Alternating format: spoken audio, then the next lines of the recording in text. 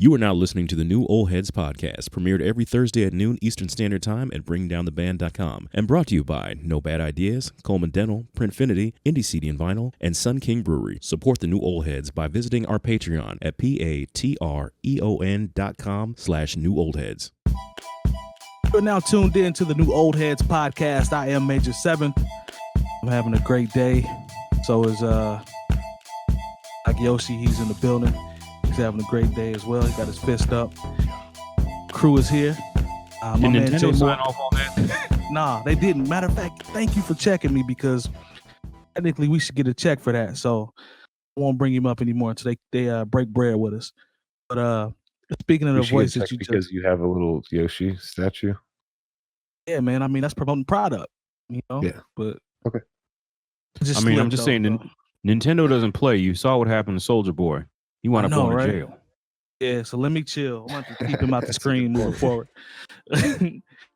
Voice of Indianapolis, Mr. Wavy Light Skinned Girls Be Loving Me Now, my man Jay Moore. How are you, sir?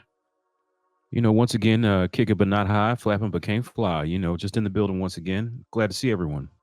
Spit that game then. I see you always repping your city to St. Louis as always. Yeah, man. Despite half the team having the Rona, you know, we still kind of we're still competitive. So I'm impressed. They know half the team had that thing, but yeah, hopefully y'all can get right, man. Do your quarantine, do what you're supposed to do. Yeah, we'll see. From the Bringing Down the Band headquarters, my man Longevity. How are you, sir? I am doing all right, Michael. Cannot complain. Where's your comb for beard? My comb is here. Well, you know, I cut it, right? So I'm growing it back out. But I mean, it still fits now. Will it stay? Okay. I was a little concerned. It's tough, man. Concerned. You know, got this slow growing facial hair. I'm with it. Rounding out the squad in a incredible Chicago hoodie that I'm actually envious of, the incredible DJ Spoolz. Thanks, man. Hello, Michael. How are you? I'm doing good, man. I really like that hoodie, my friend. That's tough. Yeah, I like it too. I appreciate you saying that. It's the 97 NBA Finals joint. Yes. Yeah, that's tough, I got the man. pants, and I got the pants to match. So, oh my god, you gonna do it right, Spoolz. If you gonna do it, you want to know right. What's shitty? Just real quick though, Aretha, like this material, the way it is, I think it's just cotton, but she'll dig her nails into me, like when she's trying to get, like sit in my lap or something like that. Yep. It's my cat, and she's fucked my pants kind of all up. So already they're home pants now. Oh man. Yep. You had the whole fit, Spoolz, and now Riri had to mess it up, huh? I know, man. Hey, it's okay. All good. Okay. We still love Riri. It's all good. Indeed. Yeah. It's her world. It is. That indeed. All right, let's go ahead and jump into the rundown for today. Let's start with Griselda. Conway dropped his album 𝗀𝗄𝗢 𝗏𝗓. I got the features and producers here, but we're talking about this album for something that's outside of the actual album. Well, not outside the album, but involves the album with someone that we know, and we've actually been down this road before, which is crazy, and I can't believe that we're back here again. But he was actually talking on the show about it. Yes. Not to cut you off, but yeah. Oh, you're right. No, you're fine. So on this album is 14 tracks. It just dropped. It features Havoc, Lloyd Banks, Dej Loaf, Method Man, Primo, Freddie Gibbs, Alchemist is on there, Derringer, Eric Sermon's got joints. Names. But one in particular, Westside Gunn obviously is on there with Benny. But one name in particular stands out this time, and it's Hit Boy, because Hit Boy's record that he produced, Fear of God, that features Dej Loaf. I was on Facebook, I believe it was yesterday, and I saw our homie Ill Brown from Chicago. Shout out to Ill Brown, dope producer, super producer. He's in the anime and everything. Like, he's really moving. He got burned again on one of his loops that he has, I believe, through Native Instruments. He has a deal where he'll upload drum kits and one shots, like a single snare, single kick. Sometimes he'll compose like an actual drum loop, a full loop with the BPMs, etc. It'll be up on the website. So he posts the Fear of God record featuring 𝗲𝗓𝗱, and he posts one of his actual loops that he, composed and put the full loop together, and the drums are the exact same. Exactly. This has already happened with another record on Freddie Gibbs and Madlib's album, where someone else, I believe it was Madlib. I don't know if that record was co-produced, but someone else jacked another one of his loops for that album. So there was no co-production credits, at least, on it. Gotcha. Okay. So and the Fear of God was a joint that he actually released. That was one of the joints that released prior to the album coming out. So again, Ill Brown has been burned with one of his loops, and nobody reached out to him, even just say, "Yo, man, do you want credit for it, or how do we go about it?" Because Ills always has JPEGs for embedded into the loops and everything. Like, he's done what he's supposed to do. So, I'm coming to you first on this one, and my question for you, specifically being a producer, should this discourage producers from putting out loop packs, drum kits? Like, because we know the feeling and how bad that would hurt to see someone jack your whole shit and then have it released as one of the singles off an album, and you get no pub from it. So should up and coming producers be discouraged about putting out loops and drum kits? I think not necessarily. What I will say is that Ills has been doing this for a long time. Like, and for everybody watching that doesn't know, like, I started a sound loop based drum kit company in 2014, maybe 15, somewhere around there. Drums Bang, right? And that company, I only ran it for about 6 months or so, because what I was doing, the industry kind of changed a little bit. Because the main reason I stopped is because it started becoming a little oversaturated for what I was doing. Mm-hmm. But the first two producers that I worked with was 𝗲𝗓𝗱 and Ill Brown, and we put out custom drum kits for both of them. So my reason of saying this is that, one, I've got a little bit of history in it, but also Ill Brown has been putting out kits for a very long time, even before it was a thing to do. And definitely has. So who knows what this deal looks like that he has with Native Instruments? There might not be anything that he can really do for it. What I would suggest producers do moving forward is to learn from this. And so if you're going to put out, all right, let's talk about it in comparison, right? So the producer of this track was Hit Boy, right? He produced Fear of God. When we talked about Nas's album a couple weeks ago, and the intro was produced by Hit Boy as well. And I know for a fact that the song got co-production credits from the homie Pat Jr. because Hit Boy used one of Pat Jr.'s samples from his company, 𝗲𝗱𝗱, I think it's 𝗲𝗱𝗱 Jr. And so through that, he got a co-production credit. But that speaks to what Pat Jr. has set up on the back end to where he can collect that residual from the back end. Now, I'm not saying Ills doesn't have that, but I'm pretty sure that Ills' deal was a while ago, So one thing that's interesting, I'm pretty sure it was quite a while ago. No, I'm just saying, like, I'm pretty sure it was a while ago, because I remember when he was like talking about it, like, personally, and it was years ago. And so it's just crazy that something that you do so long ago can all of a sudden, turn into now to where, like, oh wow, now he's got 2 placements in the last year that are major placements. Like, that's the part. This major placements where maybe at the time it didn't seem like it was. Maybe the deal that he was working with Native Instruments seemed to make sense at the time, but who would have, like, I think part of it as well is we kind of One, I don't know. I know I'm like all over the place here, but You good. like, because I'm like having all these thoughts at the same time. But I feel like one, would you even guess that some random sound pack that you put up is going to get major placements in 4 or 5 years after you put it out?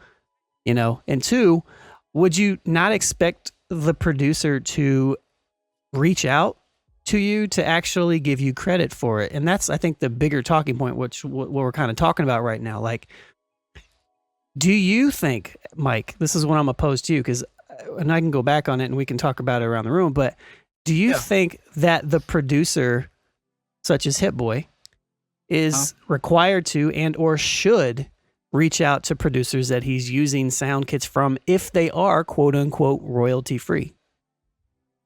I mean, the way I look at it is there's a difference between, obviously there's two sides of it. There's a legality side, the paperwork side, the structure side of it, and then there's the morality side of it. Right. So Yep. You hear a lot of producers say, "Oh man, I'm always trying to look out for the up and coming talent," and there was someone that helped me out, so I'm really trying to be that guy that can help someone else. And then you see shit like this happens. So it's like I could see like this is not like a mid-level thing that happened to him. This is the upper echelon release. That's 2 of them. We're talking about life. We're talking about possibly life-altering production credits. Seriously. Yes. Yeah. Like the amount of traffic that could have been funneled towards Il Brown based off those 2 records being on those 2 albums, that's priceless. You know what I'm saying? So, I've always been the type of person, and I think sometimes our era is a little bit outdated, and it could be from this standpoint. You always hear the cliche term about nice guys finishing last or all that type of shit. You hear people talk about that. From a moral standpoint, I was raised differently, so I have a conscience sometimes. Sometimes that might hurt me, but sometimes you don't have a conscience. Sometimes I don't. My thing is, looking at it this way: if I had a producer, like Ills runs in these circles with a lot of people that have these loop packs out. It doesn't happen to them, so he's looking at it like, why me? In the same circle with a lot of the rest of these cats, but why would you rip mine? Right. You know what I'm saying? So, what is it really that hard to be like, yo? I'm gonna use this loop, man. Like I could put your name in the credits, man. Like, is that cool? Do you want some cheese or what do we have to do? I just wanted to make sure I shouted you out. That's not that hard. I wonder if it's specifically because they're drums and they're not like melodic elements too. You know what I mean? Like, cause it's a little bit different, And another thing about both of these records, the Freddie Gibbs Mad Lib joint and the Conway song, is that it wasn't like they just used his drum pack. Like that's one thing. Like they used like the pre-made sample loop that his composition, his composition to showcase just what the sounds sound like together. That's what I'm talking about. That's what makes it worse. Like you can't copyright a one shot. There's nobody that's gonna be able to claim a snare or one kit. You can't do that. But he put the drums together that way to showcase the whole kit. You took the whole loop and added one more hi-hat loop on top of it and called it a day. Like, I don't know, man. It's a tough So spot, is that the line? Is that the line, do you guys think? Is that the line, like one shots are okay, but loops aren't? It's hard to track down a snare. You know what I'm saying? Like, how many drum packs you have. I mean, but I'm talking like aside from that, like aside from the fact that it's hard to track down, what about just the simple fact of, the morality side of things, right? If you're going to use somebody's snare, should you always say where it's from? You know what I mean? I don't think that's like the composition, in my opinion. I don't think that's like the composition. Yeah, I don't either. But I mean, I don't think that's. I feel where you're going. Go to Spoolz real quick. Spoolz. Let me pose a question to you from a morality standpoint. If you're looking at Hit Boy versus what Il Brown is saying, like, where do you stand on that? Do you think it would have been dope for him just to reach out real quick to throw him a bone, or look at it as if, well, legal wise, he didn't technically have to because it doesn't say that on the specifics? Like, how do you feel about that overall? Well, I mean, obviously, the first thing he said, I think it would be the cooler way to handle that, and even to your point, even if if they were just to put his name in the credits and not give him any money, but just put his name in the credits, that's still I think would go a long way as well, right? You know, so Right. I mean, something would have, you know, been nice, but yeah, again, I unfortunately don't know a whole lot. I mean, I've kind of have just followed what you guys have talked about. You know, I don't think I was on the show when he was on and when it was brought, you know what I mean? But I remember you guys chatting about it, and it's just, you know, I don't know, it's kind of shitty. What about like what about DJing? You know, like, because if you're using different acapellas and stuff to scratch on, right? I mean, yeah, I think with DJing, I feel like I've always felt like it's more of like a style thing too, like copying somebody else's style or the way that they, you know, mix or blend records, or, you know, see that more so than, I guess, you know, I don't know. Jay Moore probably might be a better judge since he's seen so many DJs. But what do you think about that, Jay? I don't know. I mean, are you talking about like if you get in, you just kind of scratch somebody's name, and you create something based off of that? Like I've seen John was saying. I thought that's playing like the same records and shit as somebody else. Well, maybe, but I think more so, even more specifically, like let's say you are using cuts on a record, right? But you're using an acapella from Nas, or you're using an acapella from over here. I mean, it's still like technically sampling. You know what I mean? Like, and those samples have to be clear. Okay, I follow you now. Yeah. Oh, because I've done that a lot. You know, when I was, and I never. But I was the little guy. I didn't have to, you know. But if I were in, for sure, you know, as a DJ, if I had access to those folks, I would. Oh yeah, I'd been like, man, cool if I use, you know, just cut this little part from this song. From a moral standpoint, like you guys were talking about, like, and it's just unfortunate. It just sounds like to me, you know what I mean? Like you said, it's not too difficult to reach out to someone who, like you said, might probably was familiar with his circle and wouldn't have been that difficult to, you know, to find, you know, or whatever. Nobody's that hard to find these days anyway, right? So right. But then there's also the artistic part of it too, which is interesting that you brought up, that you guys made it seem like, because I haven't listened to like the comparison of the two. I don't think I've listened to I haven't listened to 𝗀𝗋's Drum Kit. Obviously, I'm not a producer, so but we might be able to bring it up. We might be able to play it. Yeah, I'd really like it. I'd really love to hear what you thought, Spoolz, after you hear it. Like it sounds, from what you guys said, it sounds like the producers who did this, sounds like Madlib and Hit Boy, right? Mm-hmm. That they weren't too creative with the way they used it either, you know. So not only did they not potentially give him some sort of credit that he was due, but then also didn't really do much with it. You know what I mean? Like, so it's like you know what it's like? You know what it's like? It's like they took a drum break and they just used the drum break without chopping it up. And that's kind of what 𝗀𝗋 was saying. He was like, well, can you at least chop my break up? You know? And so yeah. Like it was just kind of just a straight, like you said, if it is what, you know, again, I'm sure you guys are, I mean, I trust, you know, you know what you're talking about and all that shit. So take your word for it. But yeah, that's probably cool. And maybe it is, to your point, maybe the line is at drums. You know, maybe there is some sort of line that's drawn there. I don't know. Like that's kind of what I was getting at. Like it kind of seems like the line is in the compositions / like the one shot sounds. It seems like that's the line, but as soon as you like jump into taking somebody's like pattern, like musical, like whether it's drums or loops, that seems to be like the line of like, well, manipulate it somehow, you know? What did Pat Jr. do on the intro? So his company is a company that makes sample loops. So they'll like play a whole bunch of chords or something.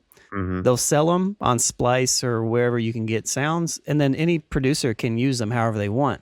Mm-hmm. Technically, they're royalty free, but every once in a while, I don't know if it's through his connections or how he's using it. The other producers will use those packs to create stuff, and then somehow he is copying to get some sort of credit for it and some sort of royalty statement on the back end, I'm guessing as well. But nice.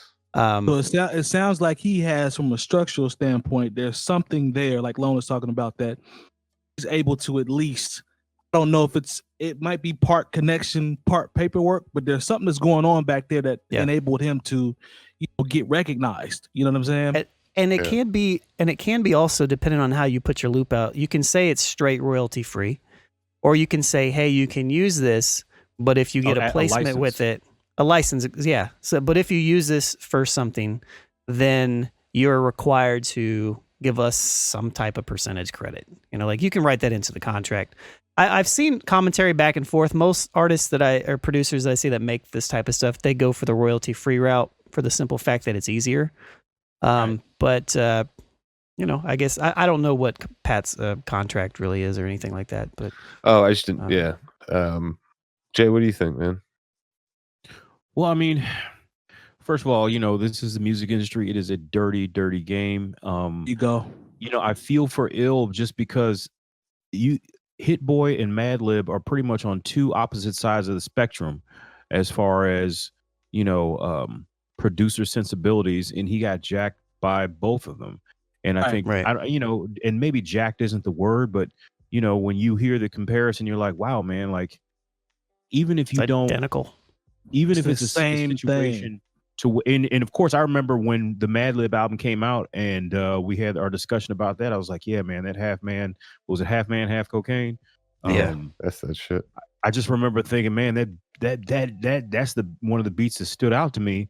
And then I come to find out there's basically that was 𝗀𝗚's drums, that song? Yeah. Yes. Yeah. Which one on both parts of that, or like the first part? The first part. Okay. Which is interesting because that doesn't sound like Madlib at all anyways. It was kind of trappy, Lone said when he first heard the album, Madlib got some trap joints on there. I had no idea that it was our homie's trap drums. Like I didn't even think about it.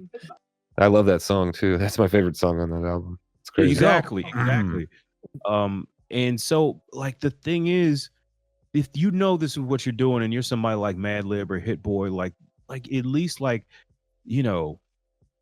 put my man on the credits and show him some kind of love, even if it's a situation where, in the streaming era, and I'm not sure exactly how all this money is moved around. Like, maybe it's not a situation where you can get him a whole lot of money, but like, the fact that he could get credited, is, even with I've talked to 𝗀𝗚's personally, man. Show it's not about the bread. Show some love to where, like, maybe it's another producer. You clearly see that he has enough talent that you would use something that he created.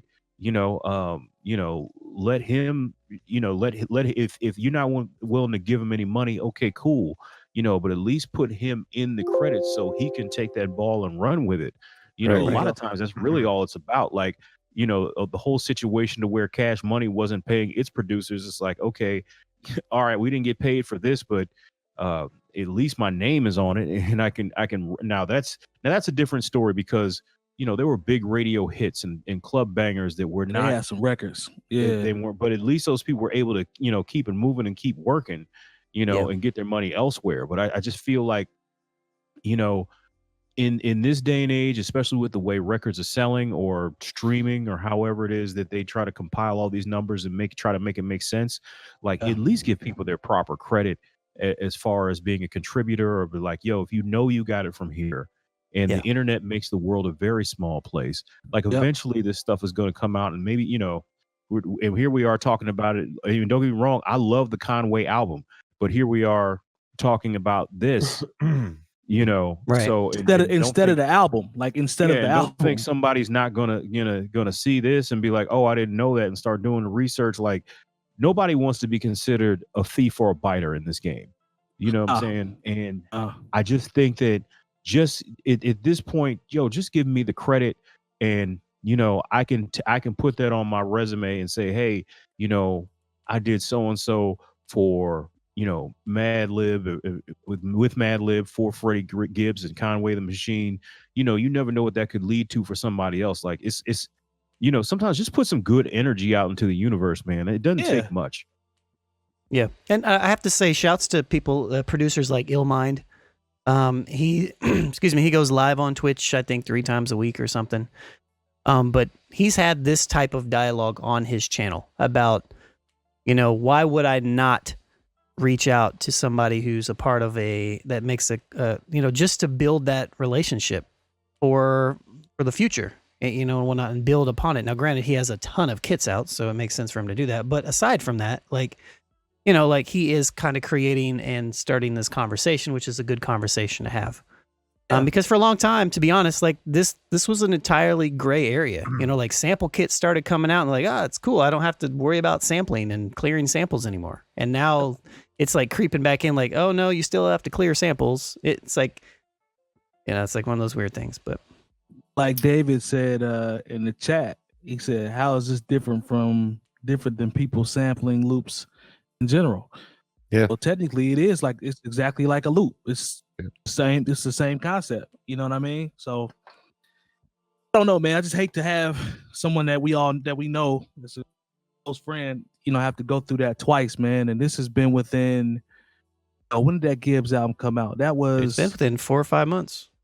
I was about to say that's twice in the same year. Well, technically, no, that album came out last year, but late last year. Yeah, we were still all together in the same spot at that time. But he didn't actually find out about it until like April.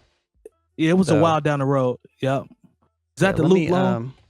Yeah, I don't know if you guys can hear this or not. We're gonna find out. See if you guys can hear it.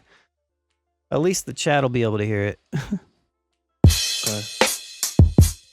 Here we go. I can hear it. Listen to the double. All right. And then what we have, is Did you hear that, Spoolz? Yeah, I heard it. I did. All right. So now what I'm going to do is play the actual part of Fear of God so you can actually kind of hear the comparison. But I still provided the hope for those guys. I'm just letting my soul cry. Flow raw like the breaks from the source where you gotta take a plane and a boat ride. Wow. Yeah. Literally the exact same Wow. loop. Yeah. Hey, while you're in there, Sean, can you play Ill's drums that were used for Half Main, Half Cocaine? Are those easily accessible to you? Yeah, let me pull them up real quick. That's Called pretty Knock wild. It Off. Knock It Off. Let's see here. Hold on, I gotta go. Let me. Like there's no variation anywhere. It's the exact same thing. And then he brings in one hi-hat. Yeah, the compression sounds the same. that. I mean, Oh, it's crazy. The Half Man, Half crazy, Cocaine man. drums sound subtly different. I don't know if it's pitched a little. Mad Lib pitches stuff weird, so I don't know if it. But the drum pattern is like identical to me. All right, so here we go. See if you guys Identical. can- Yeah. see if you can hear this.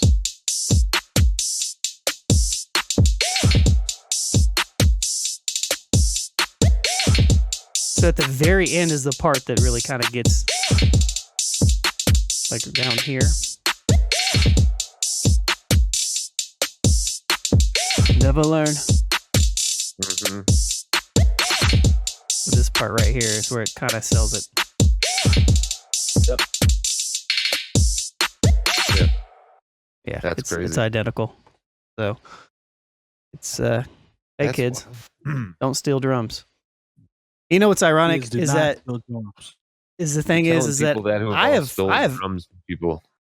bro, I have and here's the thing. I'll just be honest. I've absolutely taken breaks from just kits and stuff and used them before. I absolutely have, straight up. Bye-bye. A lot, So a have lot I. of times, Yep. most of the times I do pitch them or chop them a little bit, but there are definitely like songs where I just kept them the same, like on remixes or something like that.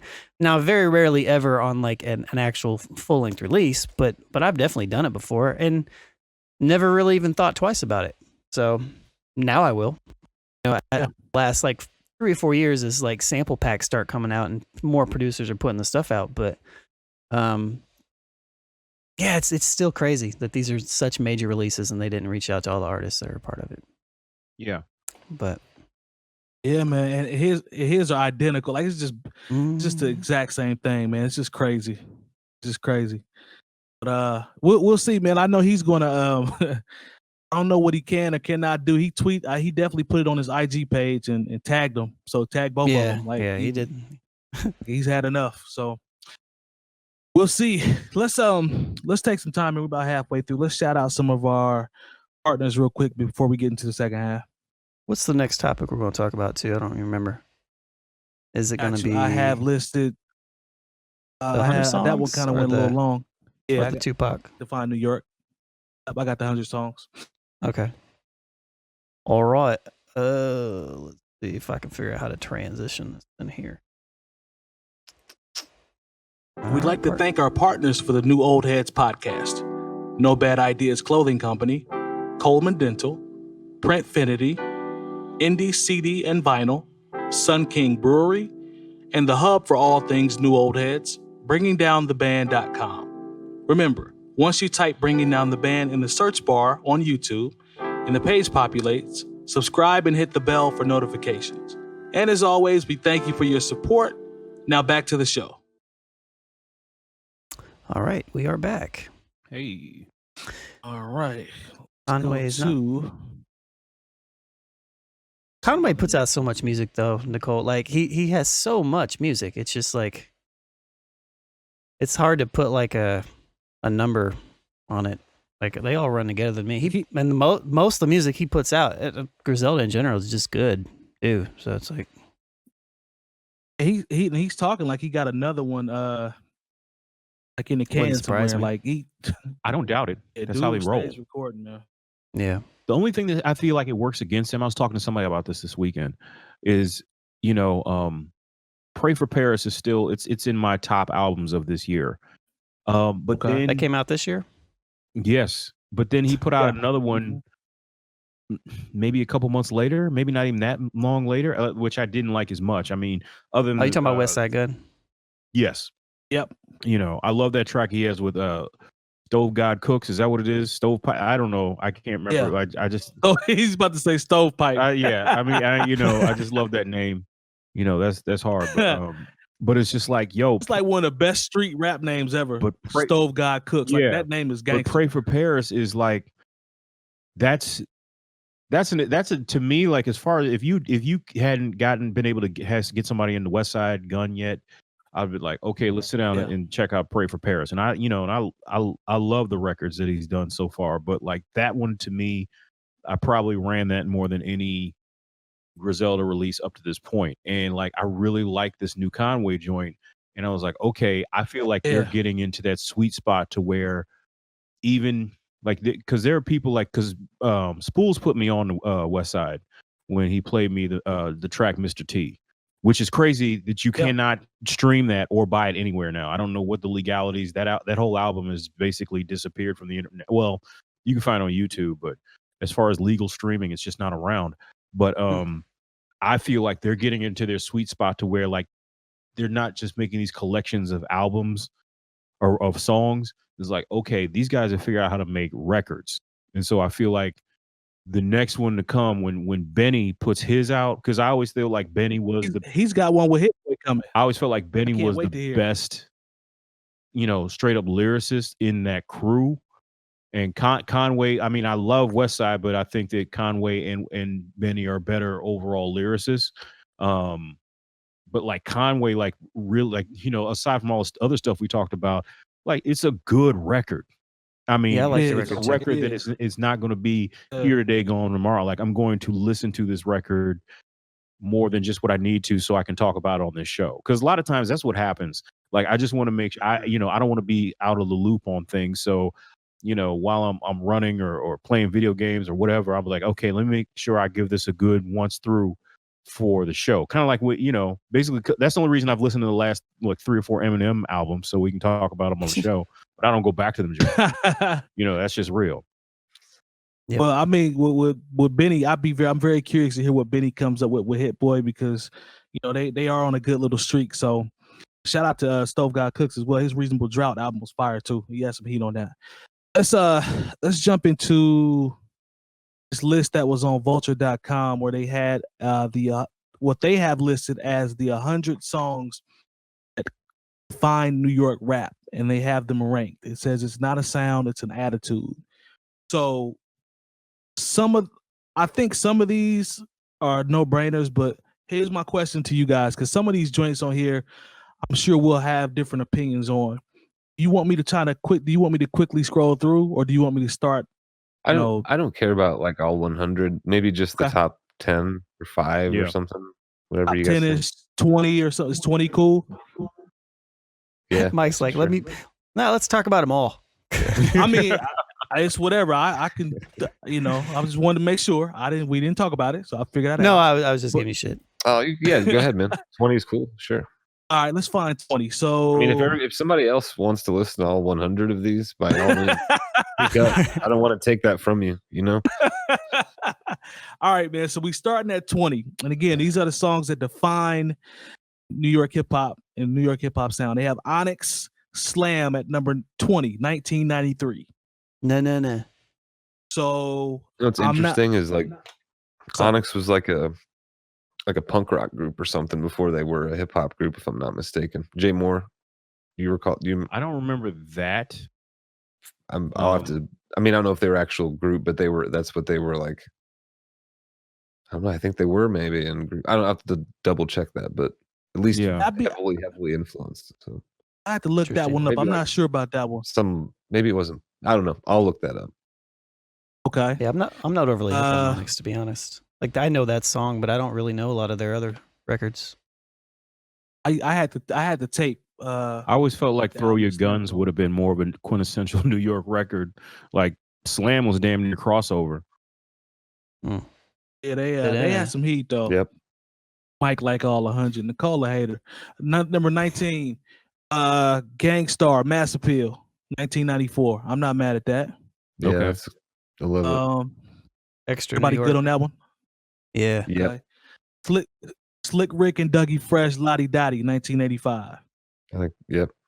Yeah. Fair enough. I'm mad at that.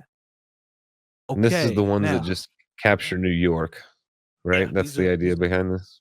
These are the essential rap hip hop records for New York that define. It's interesting because Slick Rick's from the UK, so.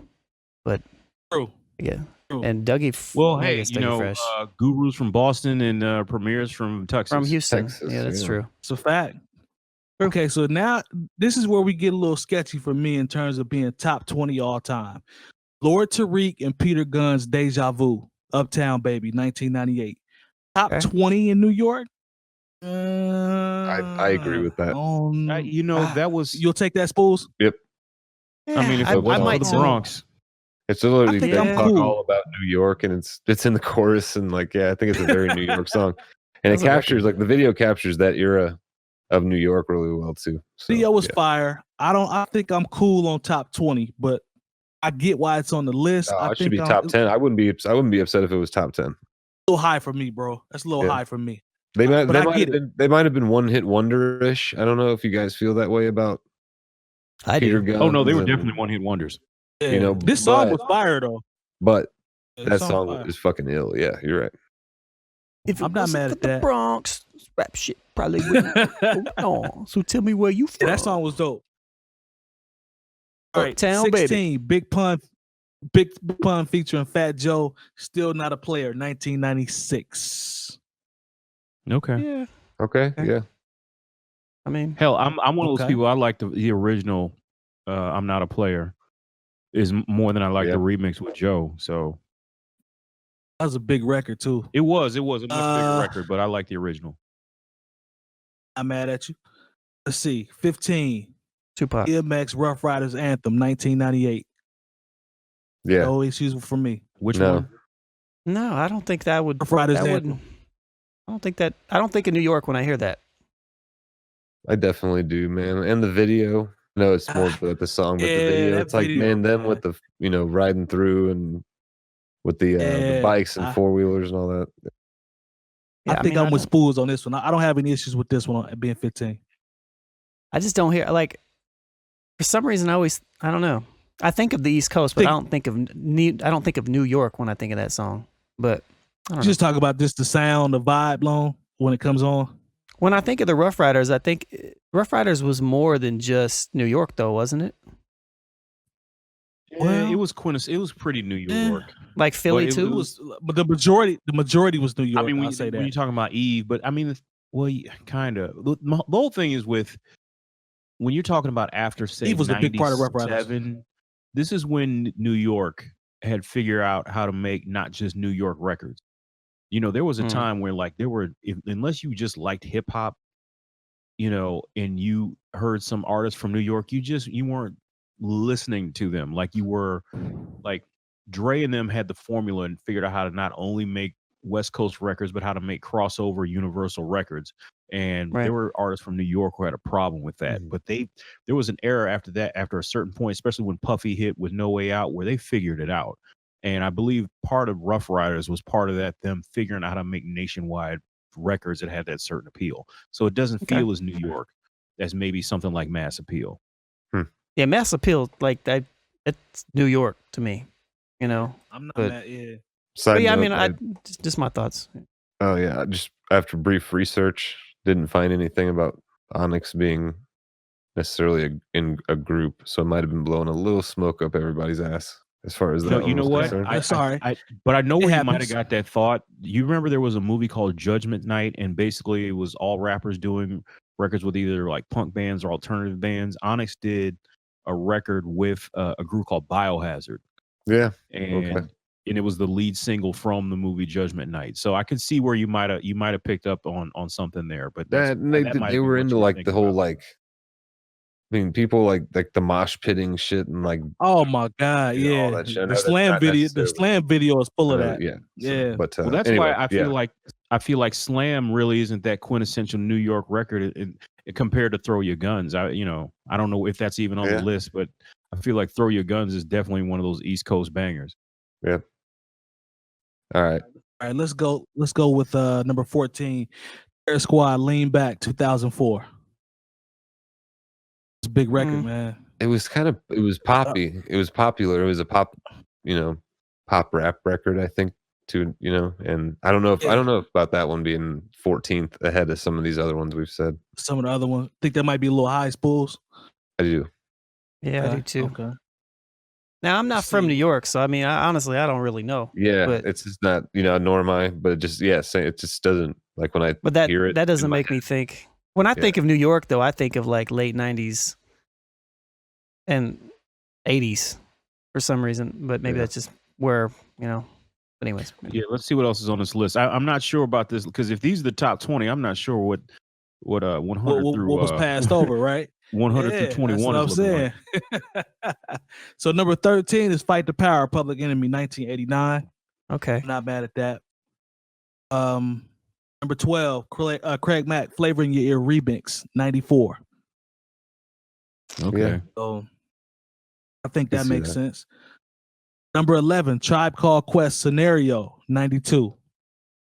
Okay. Yep. Everybody good with that? Okay. Yeah, I'm with it. Okay. Roxanne Shante, Roxanne's Revenge, 1984. Yeah. This is number 10. Now we're in the top 10. Yeah. Yeah. I mean, because there's probably people who have. I don't really have a connection with that record. Nothing against Roxanne Shante. Probably somebody my age was on the podcast, and you'll probably be in the comments. Like I just don't have a connection to that record. I could take it or leave it. Yeah, that's fair. Mm-hmm.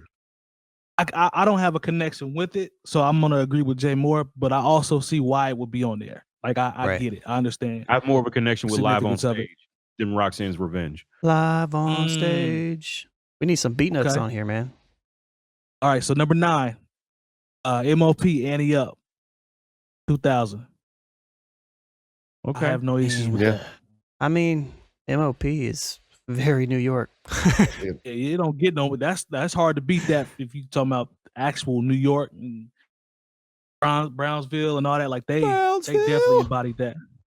All right, so number 8, MC Shan, Bridge, KRS-One, The Bridge is Over. That little situation. Yeah, the Bridge Wars. Yeah, that was very New York. Yes, I agree. No issues there. It's a little San Francisco to me. I don't know. So they went 8 and 7 there and put both of them together. All right, so now we are getting close to the top 5. Number 6, Bobby Shmurda, Hot Nigga, 2014 is a number 6 hip hop record for New York all time. Now we start to get nationwide. Am I just old? Maybe I'm old because this is way too record high. is 6 years old. That's like that's crazy to me. It seems. Well, just think about how long Bobby Shmurda's been in jail. Like, That's true. Yeah. And I remember when this joint was at its apex, like it was everywhere. You couldn't turn from it.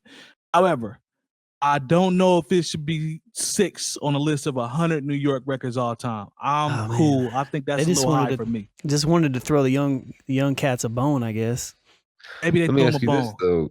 though: in this era of music, if you like, just listen to the song and didn't see the video or anything like that, would you think? Would you think Bobby Shmurda was from where he was from, New York? No, it's not a historical New York sound. So right, exactly. Yeah, Nah, I wouldn't. So not to. I mean, are we about to? I'm sorry. Go ahead, Mike. You got it, Spoolz. Go ahead. You got it. I know we're about to do the top 5, but I just read an article or was watching something not too long ago that was talking about with music. Seemingly, there is less there. As time goes on, there's been less and less regional sounding music because of things like SoundCloud, and where somebody in Virginia can do something and somebody from San Francisco can grab it, or Oakland can grab it and do, what I mean? Like it's right. Yeah. Different regional sound. Not to say it's gone by any means. You can still pick it out, you know what I mean, from some folks, but like not as much as it used to be, I guess. Yeah. Not even close. Louisiana had bounce music. You know what I'm saying? Houston had the Ghetto Boys, and the way they did shit sounded different. You know what I mean? Like cats from Oakland sound different, and the Bay sound different than cats from LA.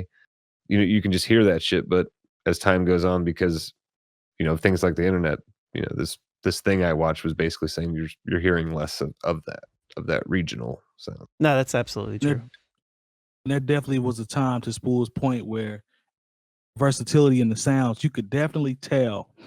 Like New York sounds like Atlanta now, like literally, like it sounds. Side note too, man. Like the South.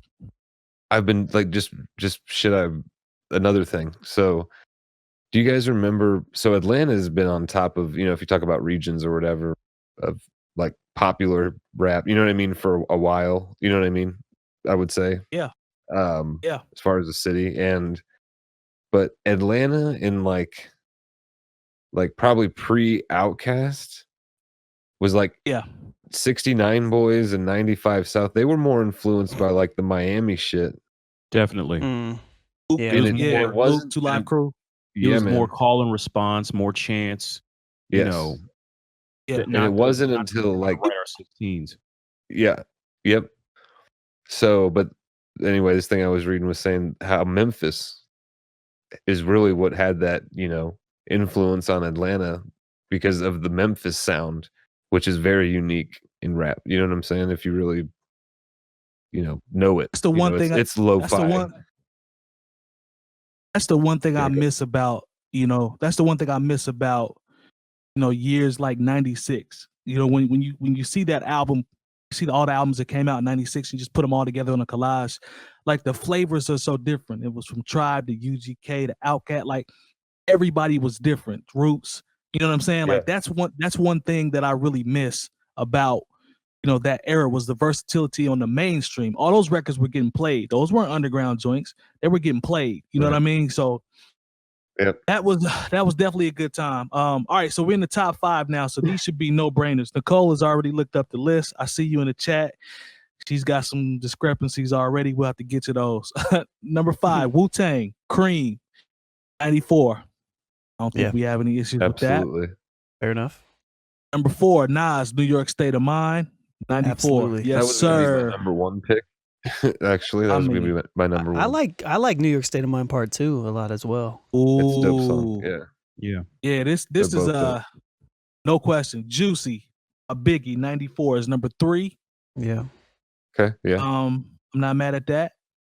Okay, so now we down to the top 2. Coming in at number 2 is Grandmaster Flash and the Furious 5, The Message, 1982. I mean, it had to be New York. There were no other regions involved in hip hop. What are you gonna do? Put Hard Knock Life number 1 or something? It's gonna be a Jay-Z song, isn't it? It is not the number 1 record. What you guys Spoolz? Guess it. Everybody take a guess. I'm surprised it's not a Jay-Z record. I Give me am. your guess. It is not Jay-Z. Girls Not in Jay-Z. Jail by 𝐀𝐁𝐿 Oh God. It's always one. It's always one. Never Coming Home. See? Number one New York sounding song. We're gonna get flagged on YouTube now. Alicia Keys. Alicia Keys. Yeah, I know that's not like a hip hop. Nah. They'll probably It's say Jay-Z. Rapper's Delight or some shit like that. You were wrong as well, sir. Give me a guess, Lone. What's that New York song? Oh, God. York, da, da, da, da, da, da. I don't know. I don't know what that is. the number one record on. You got another guess, Spoolz? No, go ahead. All right, so the number one record on this list, Shook Ones Part 2 by Mobb Deep, 1995. No, I'm not Wow. mad at that. I'm not mad at that at all. Nah, I that think sounds that's a strong top 5, man. I think I'd switch them pretty around good. in order a little bit, but personally, Yeah. but I think it's a strong collective Let's- top 5. Let's show the That's chat good. some love. Shouts real to the quick. Let me see stove, what's for the hi-hat. Yeah, right. preach to him, yeah. Lone. Shouts to Havoc. The Uh, gas range for the. Yep. Okay, so let's jump in real that's a good quick one and show too, the Naughty chat Pie. some love. The perspective EPMDs, you got the Children's 100, number 100. I said the Oh, same wow. thing. Hmm. Nicole's mad. What about Troy? This is worse than the top 50 MC list. That Joe Budden third. Sean, okay. Bring the Pain is number 95. What? Yeah, that's low. This is why Griselda is Yeah. needed. Sean Eleanor said that. What about If I Rule the World? Super fun. Rakim. That's tough. Like, I really wish you clearly guys the were chat has around. Gone through the list. I really wish the chat was around when we were coming up with our top 100 or top 50. Oh, my my God. God. 153 list? Because y'all would have clowned the hell out of chat- us. I definitely would have been mad. As I breeze through here real quick, I know we're getting close. She's right about 95 for Method Man. Peter Piper for Run DMC was 92. 50 Cent Wankster was 90. Skimming through 86 New was York. I Ain't No Joke, Eric B and Rakim. That's extremely low in my Yeah. opinion. You put in Bobby Schmurder's in the top 10? He's number 6, Right. sir. Right. They had to let's throw see. the young kids a bone, man. I Yeah, guess. that's a big. Right. I mean, they threw him Well, one. I mean, it's fairly, Bone, though. I mean, you could have thrown some big-ass Joey bone. Badass in there. Joey Badass definitely has a New York sound. Eric B and Rakim, Know the Ledge from Juice, 72. I wonder, is Sky Zoo in there at all? Because he's the most New York rapper ever. So He is is Sean Price in there at all? He's pretty New York. I don't Rest think in I peace. see Sean P as I scroll. Rest in peace. The Breaks, Curtis Blow, number 58. Get Money, 57 for Junior Mafia. Yeah. As I continue to scroll, Ice Cream is number 53. That's low. Huh. That's low to me. Who Shot You is 52. I don't know, man. The World Is Yours is 47. Nas, I Got You Open. Black Moon is 44. Children's Story, Slick Rick is 43.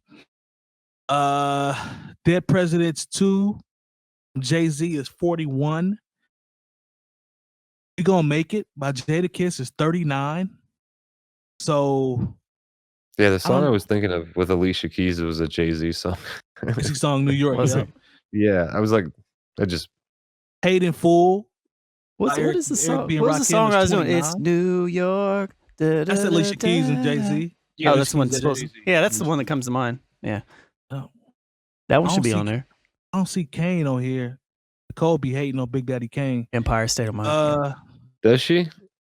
I ain't gonna even get her started, man, because we had Well, this no, I mean, conversation 'cause about there's some verses. good point. I mean, Jay It's Moore still and I New have York, had though. this discussion before. Like, I ain't gonna get her started because it was about no, verses. I probably might agree with her actually. So, Oh God. yeah. T-Rock and C-Rail Smooth, they reminisce. Troy is number 21. That's extremely low, in my opinion. Yeah, it is. And then we get to Onyx at 20. Troy's when we top 10. started. Troy has to be top 10. Like it Yeah, has to very be much. top 10. Yeah. Like if you're looking at Troy, I could easily take Bobby Smurder off for Troy. No disrespect, but I could take Roxanne Shante off, in my opinion. Yeah, like Troy has to be in the top 10. Like there's no way Troy's Was Medina Green Crosstown Beef on there by chance? I don't. That song's I New don't- York as fuck. Yeah, dude. that is a New York ass song. Did the Diplomat snuck in there a little bit? I saw them once. I think Old Boy was on there back in the 60s or 70s. Do we have any Schoolie D on here? Well, I know he's from Philly. Well, I know he's from Philly, so- but is there any Schoolie D on there? Stop, There should man. be, goddamn it. No most. I didn't hear any most Def or Talib Kweli. I don't man. think Russell Black I mean, Respiration would be a really good one. Bla- I mean, that's Black Star. what's the- But I see Yeah. Black Star as I scroll, trying to scroll really fast. I do not see Black Star. I've yet to see Black Star. I taking it really hip hop. That song should be on there. Yeah, I don't see Black Star. From the first to the Alchemy- last of it. Alchemist Hold You Down is in the 60s. Special Ed, I Got It Made is in the 60s. Yeah, redefinition. Yeah, for sure. I do not see Black Star, man, or Most Def. That's wild. Interesting. That's the thing with these lists, though, man. You're always there are always going to be people left off. You know, Don't you there's think no the there's no Blast- way. the Blast. Blast. Khalid. I think I The should Blast. be on that. What about list. Simon Says? Yeah, Oh, that's a good call, Lone. I don't know that I don't see Pharaoh in here, but you're right. Like Cardi I mean, B was Pharoah. 33. Kodak Yellow was 33. again, that song could have been made by anybody on anywhere in the world. Like, Yeah, I mean that was. I think that's that was- another bone they threw on that one. Cause come on, man. No disrespect. and I'm not trying to hate on it. I know it was a Yeah. popular song and all that, but like, if then make me Yeah. think of New York. Pop I Smoke think- Dior was number 24. Pop Smoke he had two records on this list. Was I Welcome think to the it's- Party on there? I believe so, back in the 70s. Pump it up. I think without a doubt, I think the New Old Heads, best MC list is probably the best list ever created in the history of the world. yeah, I hands mean, down. yeah. Yeah.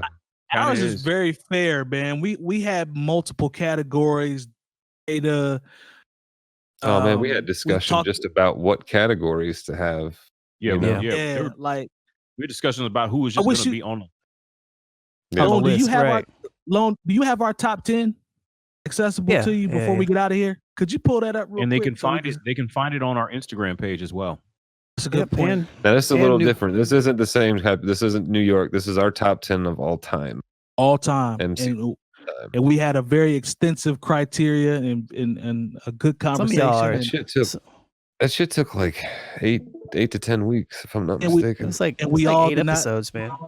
We all did not agree. Some of us No. definitely disagreed a lot on this, and that's the fun part about it.